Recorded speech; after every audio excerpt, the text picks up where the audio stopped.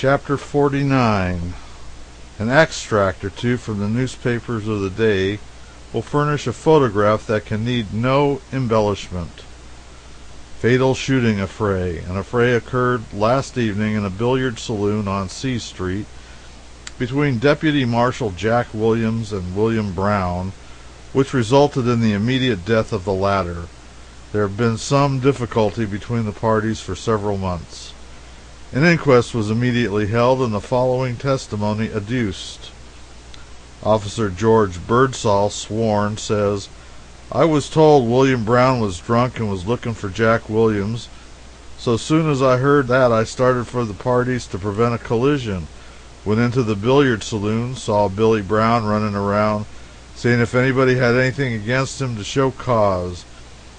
He was talking in a boisterous manner, and Officer Perry took him to the other end of the room to talk to him. Brown came back to me, remarked to me that he thought he was as good as anybody and knew how to take care of himself. He passed by me and went to the bar. Don't know whether he drank or not. Williams was at the end of the billiard table next to the stairway. Brown, after going to the bar, came back and said he was as good a man as any in the world, then walked out to the end of the first billiard table from the bar. I moved closer to them, supposing there would be a fight. As Brown drew his pistol, I caught hold of it. He had fired one shot at Williams, don't know the effect of it. Caught hold of him with one hand and took the pistol and turned it up. Think he fired once after I caught hold of the pistol. I wrenched the pistol from him, walked to the end of the billiard table and told the party that I had Brown's pistol and to stop shooting. I think 4 shots were fired in all.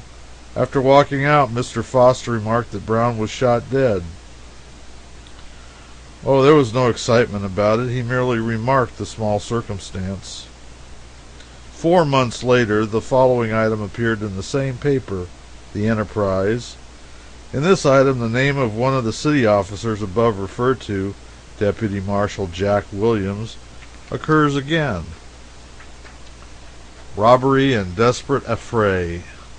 On Tuesday night, a German named Charles Herzl, engineer in a mill at Silver City, came to this place and visited the hurdy-gurdy house on B Street. The music, dancing, and Teutonic maidens awakened memories of Fatherland, until our German friend was carried away with rapture. He evidently had money and was spending it freely. Late in the evening, Jack Williams and Andy Blessington invited him downstairs to take a cup of coffee. Williams proposed a game of cards and went upstairs to procure a deck, but not finding any, returned. On the stairway he met the German, and drawing his pistol, knocked him down and rifled his pockets of some $70. Herzl dared give no alarm, as he was told with a pistol at his head, if he made any noise or exposed them, they would blow his brains out. So effectually was he frightened that he made no complaint until his friends forced him. Yesterday a warrant was issued, but the culprits had disappeared. This efficient city officer, Jack Williams, had the common reputation of being a burglar, a highwayman, and a desperado. It was said that he had several times drawn his revolver and levied money contributions on citizens at dead of night in the public streets of Virginia. 5 months after the above item appeared, Williams was assassinated while sitting at a card table one night. The gun was thrust through the crack of the door, and Williams dropped from his chair riddled with balls. It was said at the time that Williams had been for some time aware that a party of his own sort, desperados, had sworn away his life, and it was generally believed among the people that Williams's friends and enemies would make the assassination memorable and useful too, by wholesale destruction of each other. It did not so happen, but still, times were not dull during the next 24 hours, for within that time a woman was killed by a pistol shot, a man was brained with a slung shot, and a man named Reeder was disposed of permanently. Some matters in the Enterprise account of the killing of Reeder are worth noting, especially the accommodating complacence of a Virginia justice of the peace. The italics of the following narrative are mine.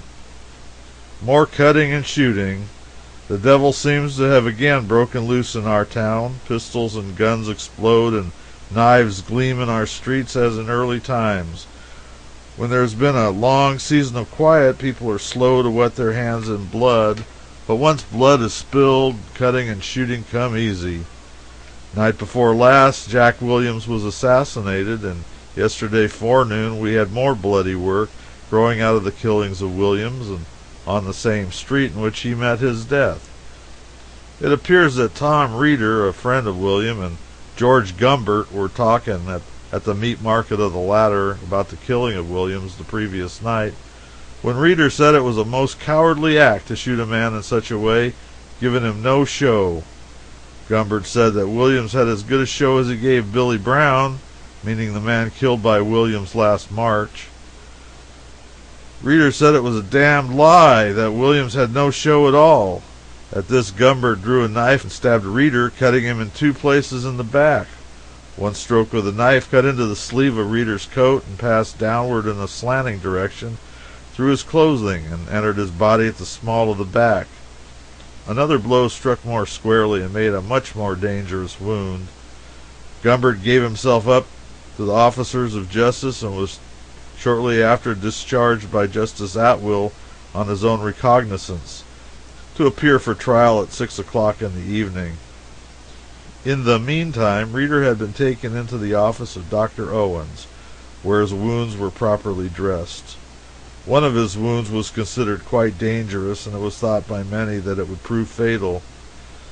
But being considerably under the influence of liquor, Reeder did not feel his wounds as he otherwise would, and he got up and went into the street. He went to the meat market and renewed his quarrel with Gumbert, threatening his life.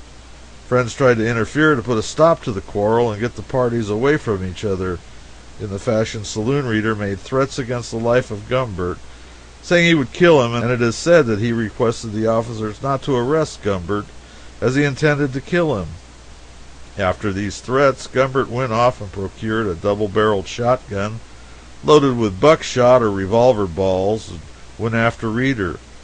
2 or 3 persons were assisting him along the street trying to get him home, and had him just in front of the store of Klopstock and Harris, when Gumbert came across toward him from the opposite side of the street with his gun. He came up within about 10 or 15 feet of Reeder and called out to those with him to look out, get out of the way, and they had only time to heed his warning when he fired. Reeder was at the time attempting to screen himself behind a large cask which stood against the awning post of Klopstock and Harris's store. But some of the balls took effect in the lower part of his breast, and he reeled around forward and fell in front of the cask. Gumbert then raised his gun and fired a second barrel, which missed Reeder and entered the ground. At the time that this occurred, there were a great many persons on the street in the vicinity, and a number of them called out to Gumbert when they saw him raise his gun to hold on and don't shoot. The cutting took place about 10 o'clock and the shooting about 12. After the shooting, the street was instantly crowded with the inhabitants of that part of town, some appearing much excited and laughing, declaring that it looked like the good old times of '60. Marshal Perry and Officer Birdsall were near when the shooting occurred, and Gumbert was immediately arrested, his gun taken from him, when he was marched off to jail. Many persons who were attracted to the spot where this bloody work had just taken place looked bewildered and seemed to be asking themselves what was to happen next, appearing in doubt as to whether the killing mania had reached its climax, or whether we were to turn in and have a grand killing spell, shooting whoever might have given us offense. It was whispered around that it was not all over yet. 5 or 6 more were to be killed before night. Reeder was taken to the Virginia City Hotel, and doctors called in to examine his wounds. They found that 2 or 3 balls had entered his right side. One of them appeared to have passed through the substance of the lungs, while another passed into his liver. 2 balls were also found to have struck one of his legs. As some of the balls struck the cask, the wounds in Reeder's legs were probably from these glancing downwards, though they might have been caused by the second shot fired. After being shot, Reeder said when he got to his feet, smiling as he spoke, It will take better shooting than that to kill me.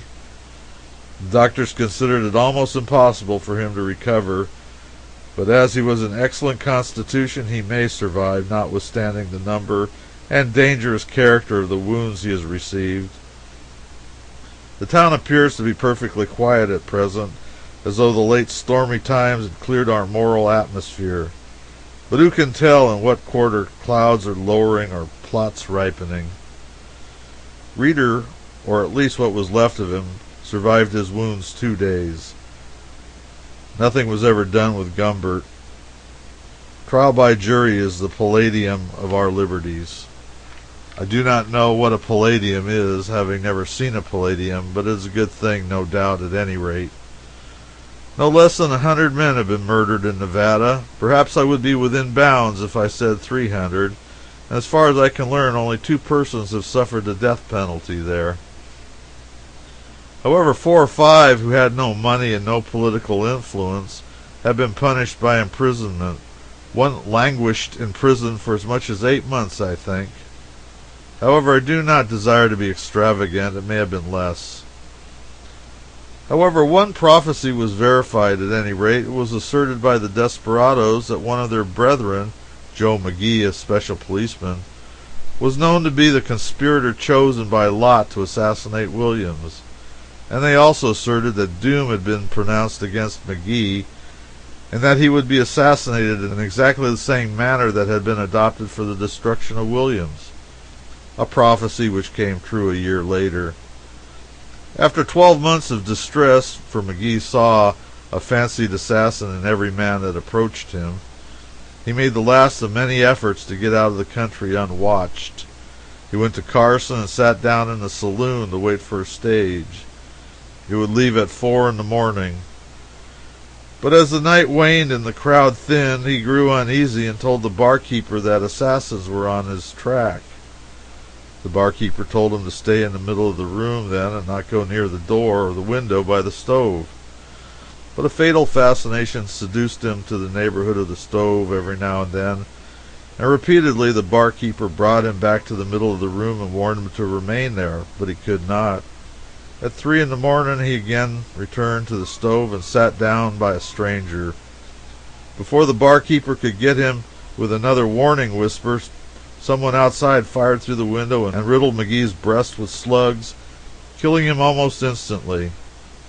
By the same discharge, the stranger at McGee's side also received attentions, which proved fatal in the course of 2 or 3 days.